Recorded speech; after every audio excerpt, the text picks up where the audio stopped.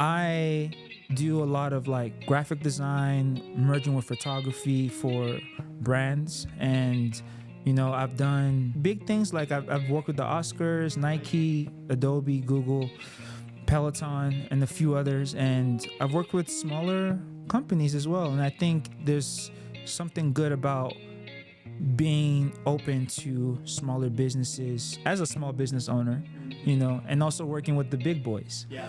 And having a good balance between the two.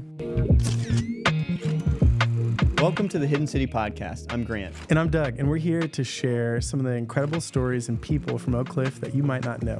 We're going to sit down with some of the visionaries, craftsmen, and business owners who have shaped Oak Cliff into what it is today. Oak Cliff is on the south bank of the Trinity River, a few miles south of downtown Dallas. While technically it was part of Dallas, it was its own city for a long time, and it still has that independent spirit. We'll dive into the history and the spirit of this place, exploring the different challenges and successes that defined it. This is The Hidden City, a podcast about the people and the stories that make Oak Cliff extraordinary.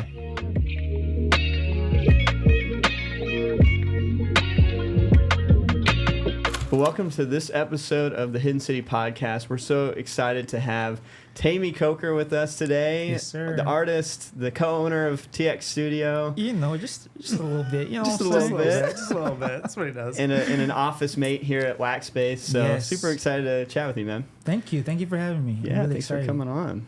So Temi, there's a million places we could start, but maybe we could start in Lagos, Africa. Can you tell us about growing up there and then how you made your way to Oak Cliff? Man, it was a long flight. A dry flight. There you go. So I was born in Lagos, Nigeria. My dad is a pastor.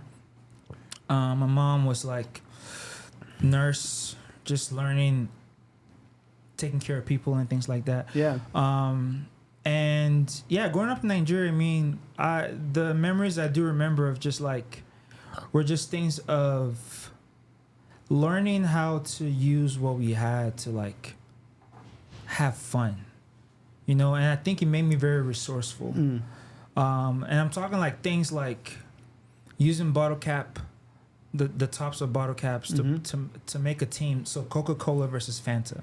No way. Yes, in school, like we were going crazy. Like we were betting food. I don't know, favorite rocks on like who's gonna win and things like that. But Wow. I think like being able to like make a game from that, or making origami paper and taking pictures of people and being creative like that, for me was just like fun. And I still vividly remember this, where like, Nigeria, there's a lot of goats around and things like that in Lagos where I was. And I just remember going down a hill, racing a car tire with my friends, and the first person that can beat it wins. And it was just like, I don't know. I have all these memories of how we were able to just find ways to have fun and live and be resourceful and enjoy what we had. It wasn't always about like trying to become rich or whatever. It was just like, this is what we have, and let's figure out how to make it fun. And you were happy, And I was happy, and for me, and my dad being a pastor, I got drawn into like music. My dad was like, hey, I want you and your sister to learn how to play the piano. I was like, okay, what is this? But playing the piano allowed me to find a way to just like express how I felt without saying it in words. I hate writing. I hate essays. I don't know how I made it through college and English class. But music was my way of just like expressing myself. And so my whole story and journey has just been ways of me trying to find ways to like express myself and be different, but also be resourceful with what's around me. That's awesome. Yeah. Okay, so that's your background in Africa. You then went to Canada and then down to Houston and then somehow to Oak Cliff. I know, So like the next stop was Canada after. So it was like Lagos, then it was like we moved to Kaduna, which is like a Muslim territory, crazy stories there. And then we went to Delta State. And then I believe from there is when we went to Canada because my dad started a church in Canada. He's part of this big Christian organization called RCC, the Redeemed Christian Church of God, and so they moved us to Canada to start a church. Oh wow! And I remember coming into Canada. We're in the car and the lights were on the streets, and the lights never went off. And in Nigeria, there's like a funny joke about a company called NEPA, and they're the ones that do our electricity. But they'll just take your lights out whenever, and you don't have lights for like 5 days. Seriously. And they don't tell you when it's coming back, and you just pray. Yeah. So when I was in Canada, like I was expecting the lights to go off, and it just didn't. Yeah. I was like, wow, this is nice. It's a whole different place. Yeah, it was culture shock. I mean, it was cold. It was freezing. I thought I was going to get... I didn't understand what frostbite was. I just knew my hands were cold, so I thought I was about to lose my hands. And I was probably around like 10, around this time, maybe 11. And and I just had to learn being African in this new country, learning just how to operate, and people could tell my accent and I was treated a little bit different.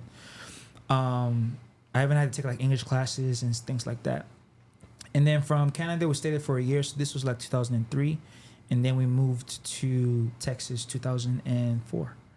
And I believe we're in Bedford, Texas. Okay. Yeah, if I recall that correctly. You didn't have to layer up as much. Yeah, no.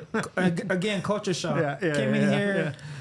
It was like I've always thought that Texas was like cowboys and grass and cows, cattle, all of these horses. Yeah. And when I came, I didn't see that at first. So I was like, oh, this is different. And I came to Texas, and that was a big change for me because, I had to learn just how to live again. Nigeria to Canada, getting used to it, and then coming back to another place. Getting used to like people looking at me because of my accent. Yeah. Getting used to like even being bullied in middle school and a little bit of high school. This is when they were calling Africans African booty scratcher. Man, I think I just got PTSD. Anyways, but that was the thing, and I remember someone calling me AIDS and all of this stuff, and people asking me like, did you eat elephants for breakfast? Like just. And I looking back, I don't blame them because Discovery Channel, that's all they showed. Yeah. Yeah, it's like that's kind of what they were fed. Yeah, what they were fed, and the cultural this is what Africa setting was. too. Like Africa we didn't have buildings, we had huts. People asked us if I lived in huts and stuff like that. Meanwhile, like the town, the city we're in was like huge, twice the size of New York City. Yes. Right, it's like massive. Yeah, very massive, and buildings, and there's wealth there. Of course, there's also poverty, just like anywhere else. But that was pretty much my whole, I guess you say, flight from Nigeria to Canada and then to Texas. You said you had crazy stories. What was that place before Canada? After Lagos. Kaduna. What does that mean, dude? Oh man, you don't have to go into it, but you just said there's crazy stories. I was like, what is Kaduna? Just look up Sharia. Okay. It was like it was like a war. Christians versus Muslims, and if you couldn't read the Quran, they would literally kill you. Yeah. And so they came to my dad's house. They knew he was a pastor. They put an X on the gate, which meant they're about to come back. Yeah. And we had a dog, but the dog didn't bark. So they put the X because they didn't think anyone was home. So they were going to come back when someone was home. And so I remember, my dad was, but apparently I think my dad was like with a military officer or something. And so they came to pick us up from the back. And so we got into like a bus or a truck or something. I just remember driving to the refugee camp and dead bodies on the streets, churches being ransacked. I remember this pastor was preaching and they came into the church and pretty much almost killed everybody. And for him, they asked him to like deny God and he didn't. And so they took a cutlass, which is like a machete, and they sliced his face. And he's still alive. He lived With that. I still remember the scars on his face, just like right here. Yeah. But yeah, so that was crazy. I still don't even know how I made out. Yeah, or just like mentally. Yeah. You know, because that was very traumatizing. You're like 7, 8. Like, you're a kid at this point. Literally. Yeah. Mm-hmm. And so I was like, man, I don't know. I feel like at the time, I hate that you went through that, man. That's crazy. I'm glad that we all survived, and it's a story that we can tell. But man, you lived so much life by the time you got to Texas. Listen. How old were you when you landed in Texas? So I'm about to be 32. Got here 2004, so 20 years. So I was about to be 12. I was 11. Okay. Wow, man, that's a lot. Yeah. So, but we're here. Yeah, that's it, man. Well, being in Texas, we've been friends for a while now. I know. Got to meet through the studio and just kind of the creative community in Dallas. I think one of the questions we were dying to ask you was like Oak Cliff. Like, how did you get to Oak Cliff, or why were you drawn as an artist or just as a person to this neighborhood? I met my wife in 2015. At the time, I was still in Mansfield, Texas, and she lived in Dallas. And so I was always down here taking pictures, doing hang. This is when the Instagram meetup was like a big thing, you know. So I was here like every weekend. Did you meet Albertina on Instagram meetup? No, she emailed me. She said I was a photographer, and she wanted to ask me for pictures for like blog. There you go. A blog she wanted to Classic start. move. Yeah. But my part of my version of the story is that she slid in my DMs. So this is what happens. It's fair game. Yeah. But yeah, so I was drawn to Dallas, meeting a lot of Dallas creatives. And then I remember when the studio was opening, my wife and I came to the opening. It's crazy that we saw pictures of. I love that we found those photos. I know, that was crazy. Making the announcement. That was so fun. We're such babies. All of us. All of us. Yeah. But and so we got drawn to just the creative community around here, and we started going to a church in 2017 that wasn't too far from Oak Cliff. Yeah. And then my wife and I got married 2018. Then that was pretty much the time that I moved down to Dallas. Yeah. We found an apartment there off of Haskell. So we were like slowly getting close. Yeah. And then we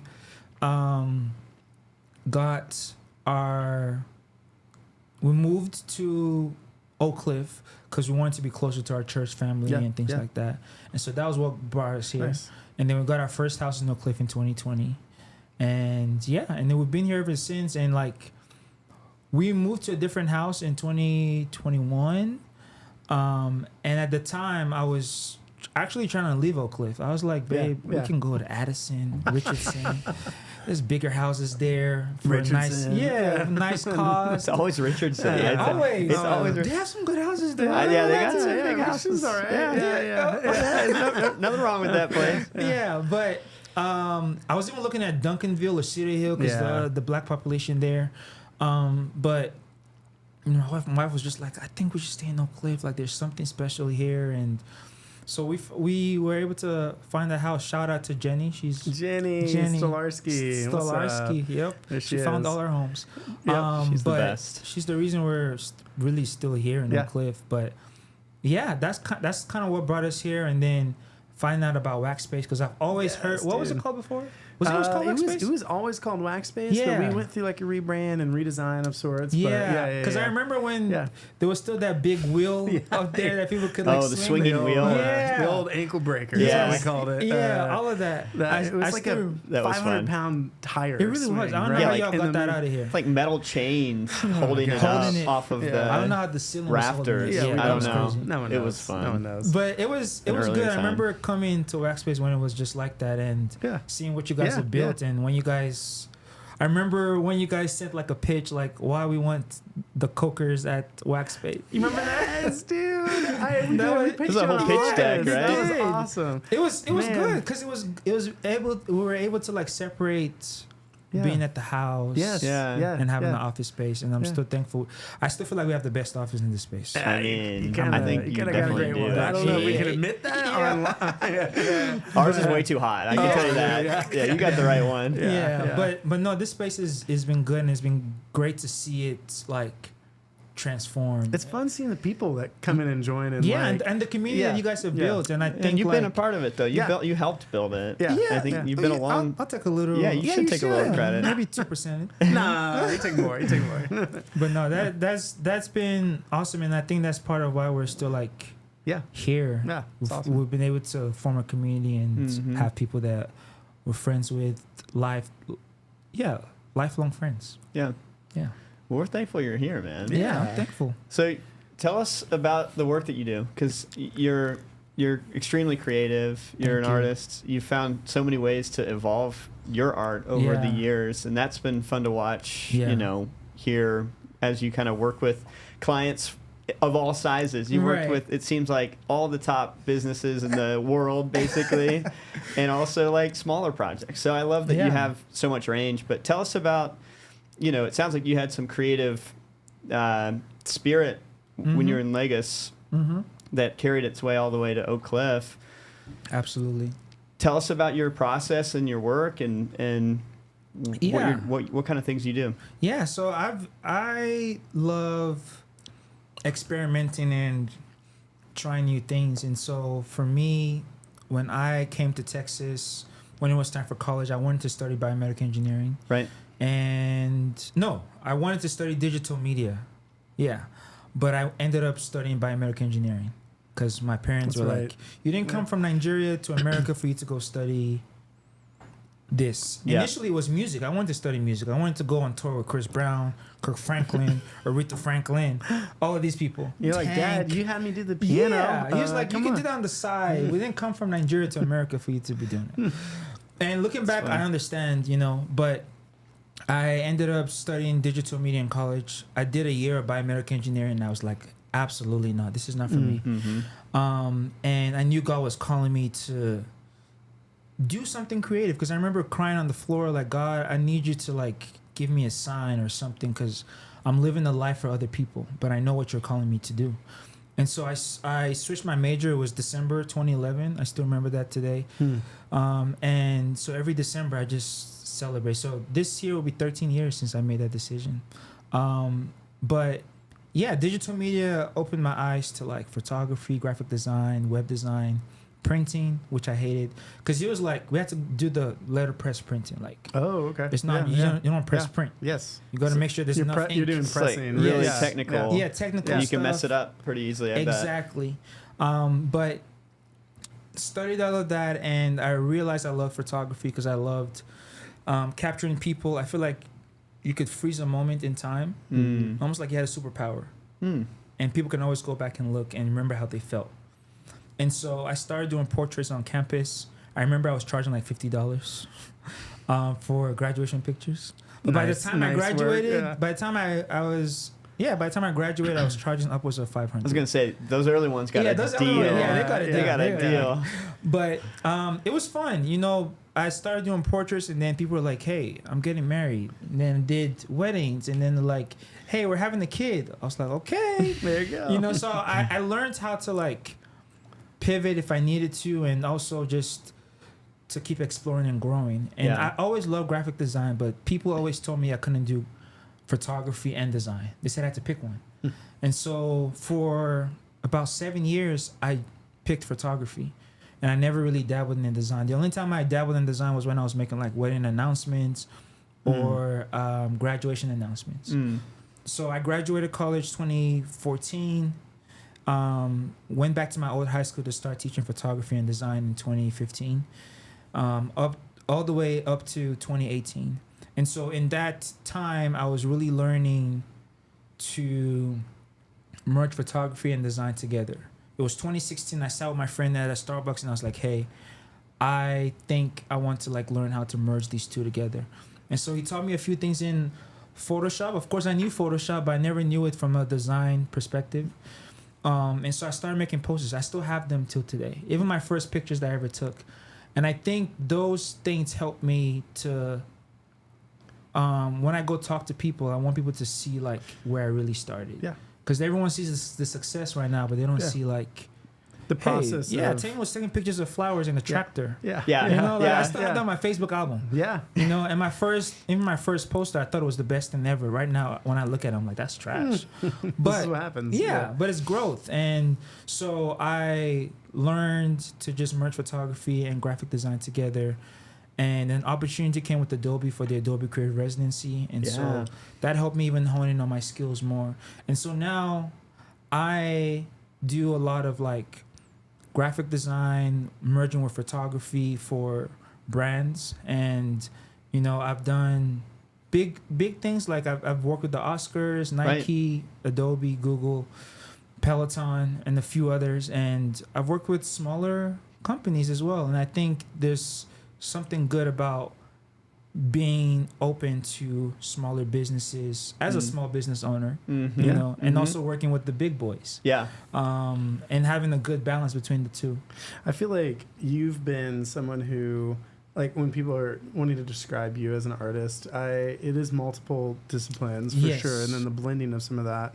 But I also, I constantly say, like, my favorite type of creatives are the ones that are like really passionate at what they're doing. They're creating well, but they're also humble. And because we've probably both met some of the creatives that think they're also God's gift to the world. And it's like, that's fine. But like, it's just so nice when you're like doing something excellent, but also have that humility. So like, how have you stayed humble in some of this when you're like saying some of these things where you're like, oh, I've worked with this group, you know, some of the biggest companies in the world. I think that's, even me like talking about these brand names, like it felt so weird, but but it's a part of your story. And well, it's facts awesome. too. Like it is a fact. you did work with these brands. It's not self-promoting. It's like very much like, oh no, this is like something to be praised too. Like, it's like that takes a lot of hard work to get those clients. And I think I'm learning to just get more comfortable, like saying, hey, I've done this, I've done that. But I think as far as the humility part, I think what has helped me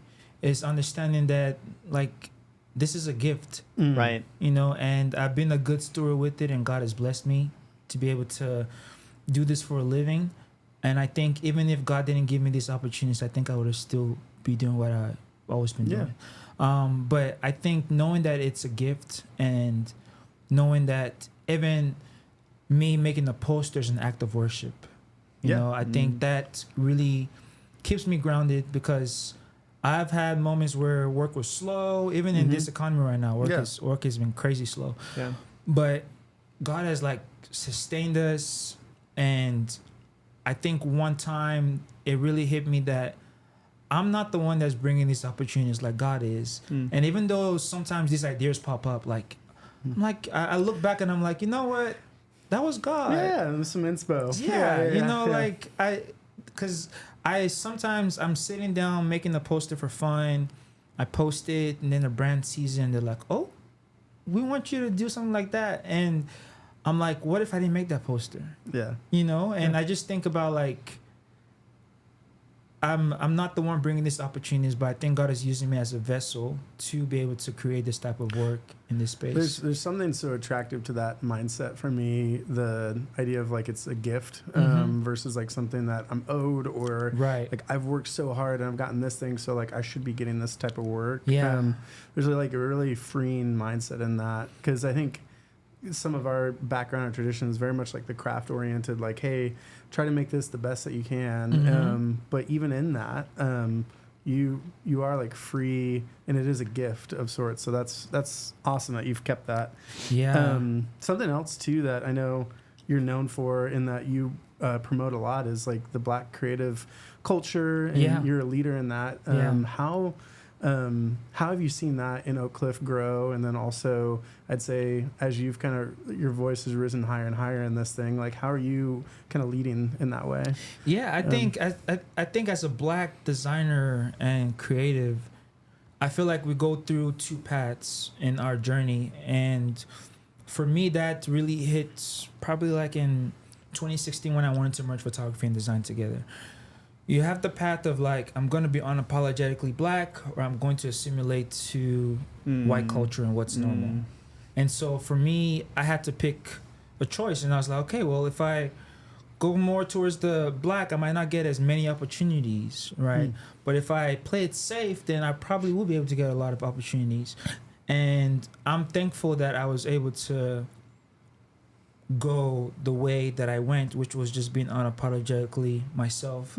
Because I think my audience and the people that know me and know my work, before they hire me, they know what I stand for. Yeah. You know, and they don't come to me and say, "Oh, can you do this?" And it's like, we know Temi is all about black liberation, black celebration, black creativity, and we have this idea for this thing we want to do and want to incorporate that, you know. And I think that has been very special to me, and I want to make sure that I have people that trust the companies that I work with, or trust me to be able to keep black voices heard, you know, in these spaces. And so I take it very seriously, and I think that we need more people in this black space of creativity to be given these opportunities, because like I said, I had to make a choice, and thankfully God blessed me with this path. But there are some people that have gone this path and they've been blackballed,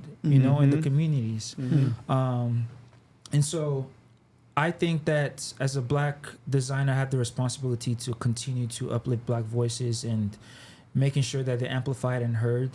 And even with my posters, like, a lot of the subjects are black people. And there's a deeper story even with that. When I moved to Texas, I feel like there was a moment where I was like, I didn't really like my skin color. I feel like I was too dark.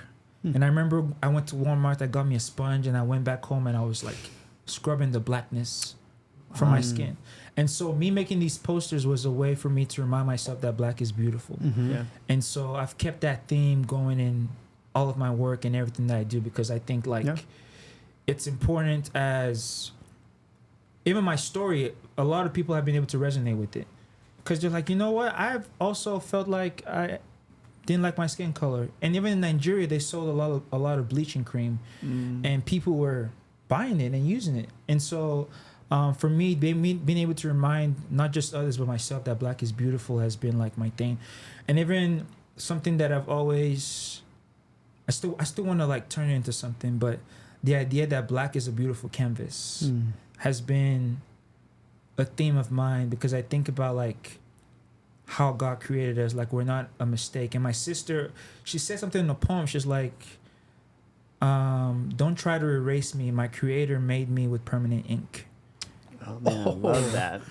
So Anjola? Yeah, Anjola. She's cool. Man. Yeah, dude, she said that's that. I awesome. still have chills, because I remember when she said that, I felt so liberated. I was like, I'm not a mistake. My skin color is not a mistake. Being able to create work for people that look like me is not a mistake. And God making all of us the way we are is not a mistake. And so that has been like what has helped me in just making sure that I'm amplifying black voices. Man, that's amazing. Well, Temi, your style to me is so distinct. I feel like I can always tell. I'm like, oh, that's Temi's work. Thank you. But I also love that you continue to evolve too. Yeah. And I imagine with new tools that are coming out with AI, there's like all these different possible new ventures. But how do you hold those two things in tension? Like your distinct style and also changes in the way things work. It's hard. I'm not gonna lie to you, because I mean, you have, you know, with AI, it changed everything for people, good and bad. You know, people's work were being stolen. Other people who did not want to put in the time to create could just type something, you know. And so us artists who have worked with our style for 10 plus years, and someone goes in and like types your name, and the AI brings up your work. And you know what's funny? I found someone doing that with my work. It didn't work though. I'm not that famous. So it didn't quite. No, it didn't quite I was do so it. happy. It was so funny. It's funny. It was on Mid-Journey. I think I was like in the chat, and I saw something that says like in Temi Coker's style. Oh, it's like, boy, if you don't get your, boy, if you don't get, but I think where us artists who are veterans and who have been in this, where we can see the silver lining, right? We can see that AI can be an assistant. Because when I think about AI, I think about when, I think his name is Louis de Gore, when he founded photography. Oh, wow. It's like, you think about painters at the time. Yeah. You know, were they scared that they were going to lose their jobs now because photography is a thing? You know what I'm saying? And then you have the painters were like, okay, well, if photography is the thing, I like this picture. Let me paint it. You know? And then you have other photographers that are like, you know what? I want to get into painting. Here's the picture I took. Let me paint it. You know? And so being able to like see the shift in the economy with these different tools, but being able to just use it in a way that serves you as a tool. Yeah. And so for me with AI, I would use it to like develop new textures. Like even my pillowcase, I had the idea in my mind. I was like, I need this to work. I found a mock-up of a pillow. I put my pattern in it. And then I went to AI. I had a pillow. I had my pattern. And I described what I wanted. And it finally showed me what has always been in my mind. Wow. And so I went to the manufacturer with this new picture and said, hey, this is exactly what I want. And I want the textures to look like this and this like this. And they produced it. And so for me, that's how I'm using AI. I have ideas, but it's hard for me to articulate it. And I have bits and pieces. And I put them all together, write the right prompt, and I'm able to make something. And I feel like that's how us professionals, we start to think, like, how can I use it as a tool to serve me and bring my ideas to life? Yeah. And even for me with Adobe Firefly now, like, I'm trying to learn 3D, but sometimes the thing I want to do is so complex. But I'm able to make a 2D of it and also get the right texture that I want and then put it all in Firefly, and I'm able to make a 3D shape of what was in my mind. Yeah. And so just being able to like find ways to bring your idea to life. I think as an artist, it's just important for us to. It always starts here, right? In your mind. And for those that aren't really artists, I feel like they just like, oh, I like this. Let me type it in. But for us, as creatives, we're always going to be one step ahead. Yeah, it's a tool. Yeah. That's so I have to see it as a tool. Yeah, I feel like it. I love the example of a painter to a photographer, because I could totally see how they would have been like, some would have been like, oh my goodness, like it's over. Yeah. I got to hang it up. Yeah. But then some painters are like, okay, like fun. Like let's figure out how to maybe use that in some way. And now we still have photographers and painters. Absolutely. Yeah. It's not going anywhere. It's not going anywhere. People have been like, oh, AI is going to replace photography. But again, the photographer's mind is going to be so different. Right. That you just need that human touch. Yeah, you can't replace the human aspect to even, let's say, the prompt writing or some of this where it's like, hey, I know this end product in my mind of what I want it to look like. How do you use this as a tool to maybe create some of that? That's interesting. And I've heard an argument that AI is not real. Because some people are like, it still requires human input. So humans are always going to be one step ahead. Like, AI is not going to like you have to type in, I want a shoebox before AI gives it to you. You know? Yeah. But that person was being too deep. That's too deep. Yeah. It's going to be interesting to see where it all goes with this AI business. Well, and it's even going back to, your influence as a creative. It's like you have all these things that have shaped you as a person. And so that goes into your mind, into what let's say we're using this computing for. And so you're going to be, when you're thinking of, okay, this illustration or shoebox thing, you're going to be thinking of it in a way that's like different than someone else is coming to it. Exactly. And that's why I feel like we can't really be replaced, because we have we've put in the exercise to like make our brains being able to work and be creative in a way that you've like honed your taste and or your experience over time. Exactly. And so, that's great. Well, I think a kind of a fun segue or like a part of this story where our lives got really connected. It was this past year with the TX Studio, and I know, that's a lot as entrepreneurs, business people. I think you and Afrotina had been shooting at the TX Studio, which was is a natural light photo studio in Oak Cliff that Grant, Kelsey, and I started. and you guys became owners of this this past year. And so, man, all these things that we're talking about with your mind and like the way you approach creativity, I am just so excited to see that continue in the studio from like a business perspective too. Yeah. Is there anything you want to share about like kind of what's coming up and how you're kind of applying who you are a little bit to this thing? Yeah. First of all, thank you guys for trusting us. With, you know, always, man. It's a big deal. Yeah. I know we're friends, but like at the end of the day, it's like there still had to be that trust factor of like, are these people going to carry that vision? Yeah. Going forward, because I think you guys made this photography scene in Oak Cliff like. You made it a community, you know, and I think what I loved about you guys was how community-minded you guys were with building the TX studio. You know, the pop-ups, the different events that you guys were having, the creative residency, I thought was so cool. Man. Like, we're still keeping that. Yes, I love it. But yeah, I think right now we're doing a rebrand. We're going to keep the name. We love the name. We think that the name is something special that should be and remain in Oak Cliff. And you guys, the TX Studio is like a household name here in Oak Cliff for photography. Yeah. And I think that with the rebrand, we're going to bring more of our colorful lifestyle into this and quirkiness, but also fun. We've been working on the website for almost like a year now in the rebrand. That's amazing. So we're really excited. We want to bring in.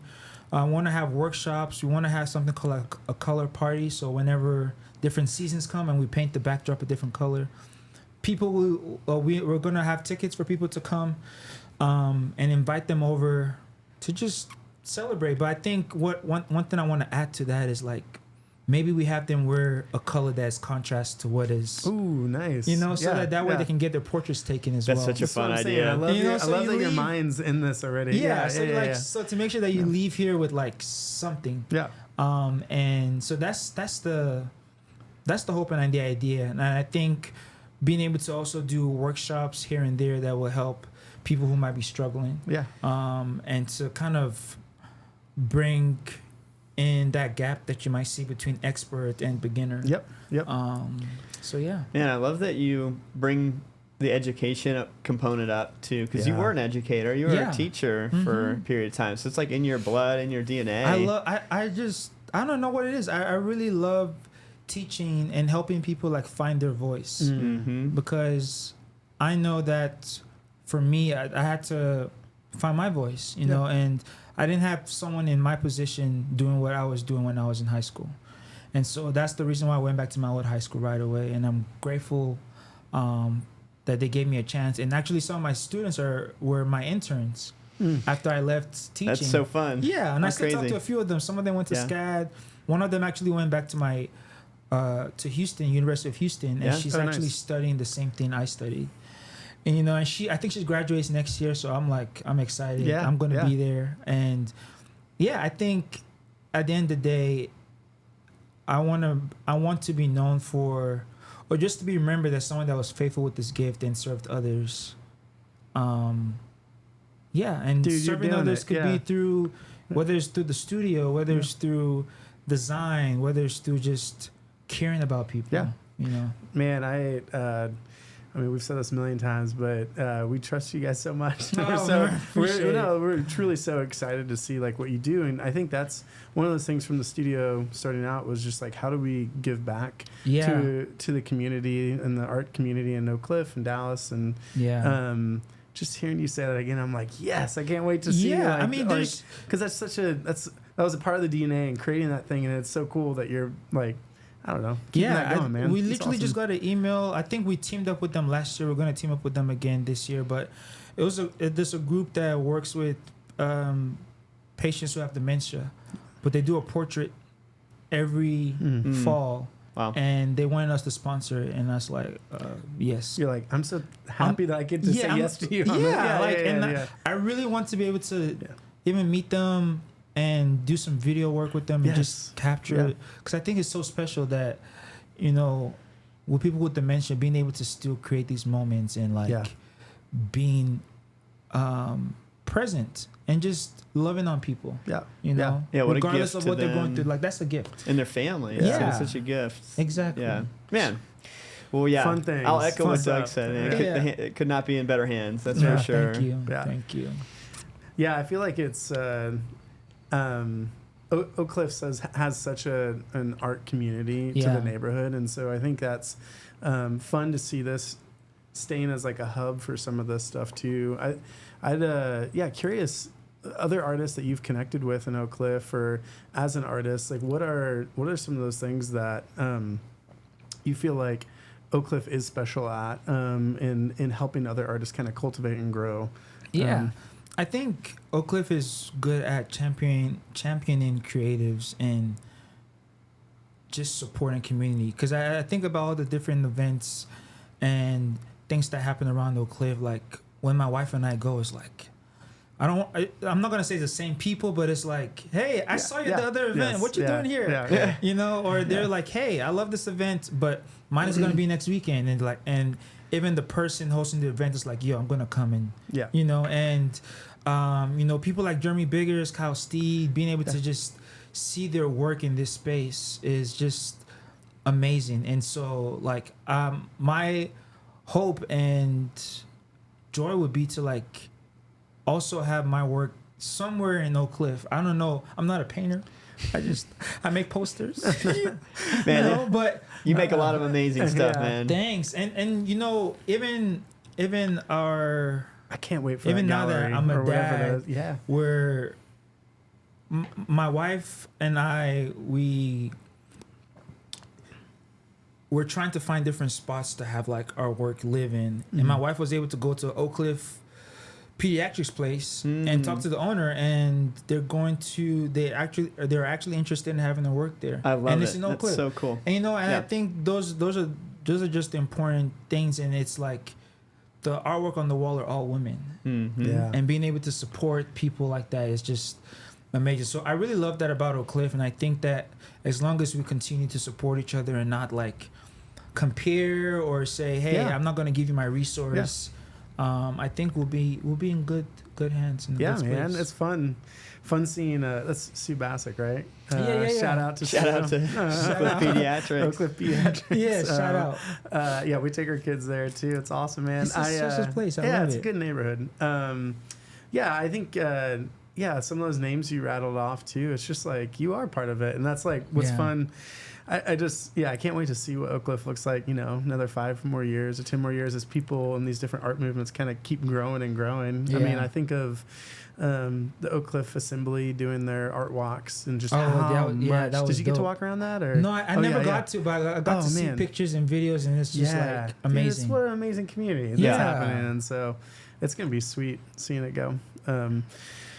But Temi, not to cut you off. No, sorry. you're good. I was just going to say thank you for taking some time to chat. Where can people follow along with your work and learn more kind of about what you do? And so I'm on Instagram, Temi, TEMI.COKER.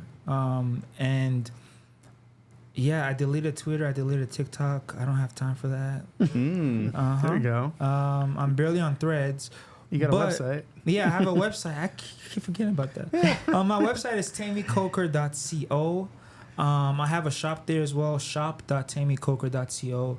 I'm putting posters up there, but recently I've really been in love with making wearable art and also things that people can put in their homes. Products and stuff. Yeah. So by the time you're watching this, I've probably already dropped the pillowcase, the bucket hat, the jacket, and I'm hoping I can do some more things in the future. And then I also have a newsletter called Creative Block where I talk about like all things creative, things that creators might be going through, things that could help uplift the creativity. And the title's a double entendre because I think of Creative Block as like the creative block that you have. Right. But I also wanted it to be a space where, almost like a block party, where we all gather as creatives and talk about what we're going through. Yeah. And also offer solutions and insights to each other's issues and even celebrate our wins and our losses. And so I think people have seen a lot of the success, but Creative Block, people kind of get to see like, okay, I might have done all this stuff, but I'm still doubting my work sometimes. I'm still, not feeling adequate, things like that. So it's a safe space. So come join us, and that's on it's just temicoker.substack.com, or you can click the link in my bio on my website or Instagram. It's a great newsletter. I'm subscribed to it. Oh my gosh! Yeah. I did not know that. Of course, now I'm nervous. No, Creative Block. Everyone should subscribe to it. Thanks. So. Well, man, thank you so much for being here. Thanks for being our friend and for doing creativity and business in Oak Cliff. And we appreciate you. Of course. Thank you for having me. Keep it up, man. Thank you. Hey, thanks for tuning in to this episode of The Hidden City. We hope you discovered something about Oak Cliff that you didn't know. If you enjoyed the show, I hope you subscribe to it on YouTube and then follow us on any of the podcasting platforms. Also, if you enjoyed it, please share with a friend. And thanks so much for tuning in.